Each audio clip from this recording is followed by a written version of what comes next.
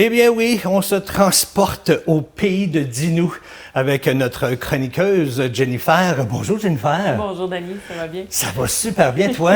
Oui, ça va bien. Un petit peu nerveuse, mais ça va bien. Bon, c'est normal. La première, on est toujours nerveux, puis en plus, c'est du direct. Fait qu'on sait jamais à quoi s'attendre. Je sais pas. Regarde, excusez l'expression, on dealera avec. S'il arrive quelque chose, il n'y a pas de problème. Problème. Jennifer, avant de commencer la chronique de Au pays de Dinou, j'aimerais ça que tu nous parles un petit peu de toi. Oui. Qui es-tu exactement? Puis c'est quoi ça, Au pays de Dinou? Moi, je suis une ancienne éducatrice en service de garde. J'ai été 17 ans en service de garde. J'ai touché à différents milieux de garde, autant garderie privée que CPE, en scolaire aussi. Puis, dans les 10 dernières années, j'ai été plus, même 15 ans. Ça va vite le temps quand même. Depuis les 15 dernières années, je suis plus avec les enfants à défis particuliers. Donc, les enfants qui ont des problèmes de langage, des enfants qui TSA, des troubles moteurs. Dans le fond, moi, je travaille dans les services de garde et avec les familles, où est-ce que je me promène un peu partout pour offrir nos services. Au pays de Dinou, là, 2017, la vie a fait en sorte que j'ai parti mon entreprise qui était dans un tiroir depuis 30 ans déjà. Puis, j'ai décidé d'offrir des services avec mon équipe, aller me présenter dans les garderies ou dans les familles pour faire soit de la simulation de langage, qui est le plus gros service là, dans les dernières années, ou faire de l'accompagnement avec les éducatrices, avec les enfants qui ont des besoins particuliers, aussitôt qu'on a des inquiétudes, quoi que ce soit. Fait qu'après, nous, on les réfère aussi aux différents spécialistes. J'aime beaucoup travailler en collaboration avec les orthophonistes, les ergothérapeutes, qui, eux, vont nous donner des objectifs à travailler avec les enfants. Puis, avec l'entreprise grandit tranquillement. Fait que maintenant, on offre des formations, on offre du soutien dans les garderies. Puis j'ai aussi, on est en train là, de débloquer un nouveau service qui va être une Juju-Tech, où est-ce que les éducatrices, les parents pourront venir emprunter les jeux pour soit travailler les objectifs donnés par les orthophonistes ou tout simplement pour découvrir des nouveaux jeux puis s'amuser en famille. Mais c'est quoi la différence? Tu parles d'orthophoniste. C'est quoi la différence entre une orthophoniste et toi, ton milieu à toi? Bien, dans le fond, l'orthophoniste, elle, ça va être la spécialiste qui va pouvoir faire du dépistage, faire les évaluations pour donner des diagnostics. Puis ensuite, une fois que le diagnostic est posé, pourra donner des objectifs pour que nous, après ça, en agente en simulation de langage ou intervenante en langage, parce qu'il n'y a pas vraiment de titre encore, parce que c'est tout nouveau, ça fait pas 30 ans là, qu'on fait ce métier-là. Eux, ils vont tout faire en sorte pour que nous, après, on puisse intégrer leurs objectifs dans nos activités pour stimuler l'enfant. Fait que dans le fond, on travaille en complémentarité avec eux pour que l'enfant ait plus de services. Puis on sait que présentement, il y a beaucoup de demandes, l'augmente augmente, et on manque d'orthophonistes aussi. Fait que nous, on vient donner un petit coup de main pour que l'orthophoniste donne les objectifs, fasse les évaluations, puis nous, on travaille avec l'enfant directement. Puis après ça, des fois, l'enfant retourne voir les orthophonistes aux 2 semaines, des fois au mois, puis nous, on travaille en collaboration là, avec eux. Là. Fait que nous, dans le fond, on s'amuse avec les enfants. Fait que si je mets ça d'un autre concept, là, c'est comme si on avait l'infirmière puis l'aide infirmier. C'est ça? Oui, c'est un petit peu comme ça. C'est un petit peu de même. Vous autres, vous êtes les aides infirmiers, un petit peu là, du langage. Ouais. Tu nous parles de quoi aujourd'hui, là? Toi, tu as un but spécifique aujourd'hui. Oui, dans le fond, aujourd'hui, je viens vous parler du langage parce que on sait un peu. Souvent, on s'arrête à, c'est quelqu'un qui prononce pas bien les mots, c'est quelqu'un qui a de la difficulté au niveau de la prononciation. Et des fois, ça arrive que dans des services de garde, l'éducatrice me dit, oui, mais il parle, mais il y a un autre petit quelque chose. Je pense qu'il y a autre chose. Mais ça peut être aussi au niveau de la compréhension.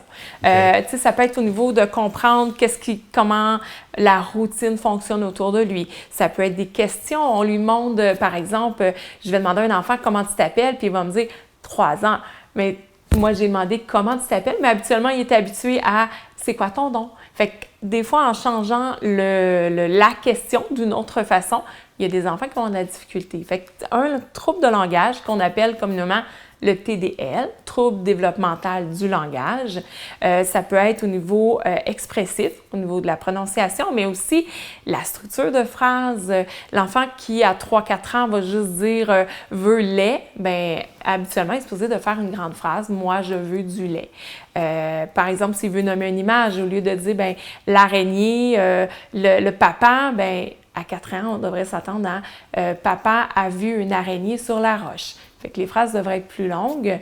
Puis, il y a aussi au niveau de la compréhension, comme je disais tout à l'heure, mais tu sais, si je demande à un enfant qui éteint les feux, puis que l'enfant me dit, ben c'est papa, bien, il n'a pas compris que c'était le pompier qu'on cherchait. Okay. Donc, c'est vraiment plus complexe là, que juste la prononciation des mots, qui va dire, par exemple, au lieu de dire dragon, on va dire dadon ou gagon. Okay. Ça aussi. Puis le petit truc que je vais donner aux parents aussi souvent, c'est que nous, en tant que parents, on comprend ce que l'enfant va nous dire, mais de vérifier aussi avec l'entourage autour. Tu sais, s'il va avec le mononcle, ma tante qui ne voit pas souvent, est-ce qu'ils vont bien le comprendre ou ils ont besoin que nous, on décode par en arrière ou qu'on dise qu'est-ce que l'enfant a dit. Fait que ça, souvent, c'est un petit signal d'alarme de dire « Oups, OK, qu'est-ce que je fais? Est-ce que je m'inquiète pour vrai ou pour rien? » Moi, je vous dirais, là, si vous avez une petite inquiétude ou si votre éducatrice vous dit « Ah, je sonne un petit son de cloche, il faudrait peut-être aller vérifier ou quoi que ce soit », bien, allez consulter. Fait que c'est toujours bien important.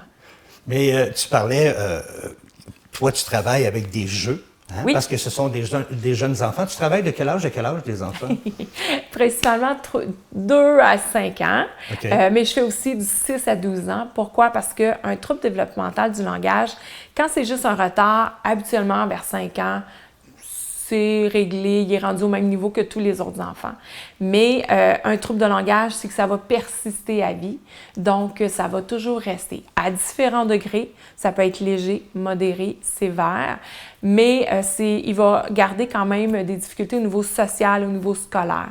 Fait que souvent, mes jeunes qui ont 3-4 ans, qui rentrent à l'école, bien à ce moment-là, je vais des fois continuer quand ils sont rendus à l'école, à la maison, pour justement accompagner. Résolution de mathématiques, c'est beaucoup de compréhension. Fait qu'un enfant qui a de la difficulté au niveau de la compréhension, bien, il va avoir de la misère en mathématiques. Français, les structures de phrases, écrire les « il » et les « elle », les pronoms, tout ça. Fait que nous, on va les accompagner à travers des jeux. Jusqu'à 12 ans. Oui, on va aller jusqu'à 12 ans. C'est quoi les jeux que vous utilisez, justement? Comment ça fonctionne? On prend un jeu, on joue. Moi, je me souviens, on joue au Monopoly, mais on n'enseigne pas aux enfants avec un Monopoly. Mais toi, tu as des différents jeux que tu peux enseigner. Comment tu enseignes avec ces jeux-là? Bien, j'enseigne pas. Dans le fond, moi, j'accompagne l'enfant. Fait que, tu sais, je vais sortir, par exemple, un jeu de loto que tout parent, toute famille peut avoir dans la maison, un jeu de mémoire aussi. Fait que nous, on va jouer au jeu de mémoire. Puis, bien, là-dedans, bien, on va nommer c'est quoi l'image, on va nommer des phrases. Par exemple, moi, j'aime beaucoup, je suis un petit peu hors, moi, j'aime beaucoup mélanger. Fait que, tu sais, je vais prendre, par exemple, un jeu de mémoire, mais je vais avoir une autre image d'un autre jeu où est-ce que l'enfant doit nommer. Tu sais, tantôt, je parlais de « Papa a vu l'araignée sur la roche ». Bien, je vais lui montrer cette image-là. Puis une fois qu'il l'a nommé, que ce soit bien ou qu'il soit tout croche ou peu importe, il va avoir le droit quand même d'aller jouer. Fait que pour nous, on ne travaille pas. Parce que des fois, les éducatrices disent « Ah, tu t'en vas travailler avec Jennifer? » Non, on s'en va jouer. Fait que les enfants, des fois, me demandent c'est quoi mon travail. Puis je dis « Ben, moi, mon travail, c'est de jouer avec toi. » Fait qu'ils ont de la misère à comprendre un peu parce que c'est pas comme papa ou maman qui va au bureau ou quoi que ce soit. Mais oui, tu sais, des fois, on a un pirate qui est dans un baril. Puis on va mettre une épée après chacune des réponses. Fait que le but, c'est vraiment que l'enfant ait du plaisir. Et qu'ils apprennent à parler aussi, là. Oui, puis c'est vraiment... des fois, l'enfant ne se rend pas compte quand on joue. J'ai en tête un enfant que la prononciation du S est très difficile pour lui. Et si je fais juste montrer l'image, prononce-moi, ça va être difficile. Au bout de 5 minutes, il va me dire « Lâche-moi avec tes images, je veux faire autre chose. » Mais là, on joue un serpent. Fait qu'on devait faire, par exemple, serpent. Puis après, il allait chercher la petite roche au serpent. Puis là, le serpent, à un moment donné, il sort la tête, puis là, on fait le saut. Et on a joué 45 minutes de temps. Ah oui. Moi, je disais tout le temps, quand on a fini, on joue à autre chose. Non, encore. Non, encore. Fait qu'on a joué. Au bout de 45 minutes, je peux vous dire que j'avais mal aux joues. On a joué à autre chose. Écoute, Jennifer, c'est tout le temps qu'on a. Écoute, moi, je t'aurais écouté toute la journée là, parce qu'on avait plein d'autres questions pour toi aussi. Mais on va développer le sujet de mois en mois. Fait que je suis très, très, très heureux de te recevoir. Merci infiniment. Puis on se revoit le mois prochain. Oui, je suis là avec plaisir. Merci beaucoup. Ah, il fait plaisir. Moi, j'ai de la peine de te couper parce que c'était super intéressant. Mais non, c'est correct. Nous, on va s'arrêter le temps d'une pause et au retour, bien, l'émission se poursuit avec d'autres nouvelles puis un autre chroniqueur qui vient nous visiter. Restez là.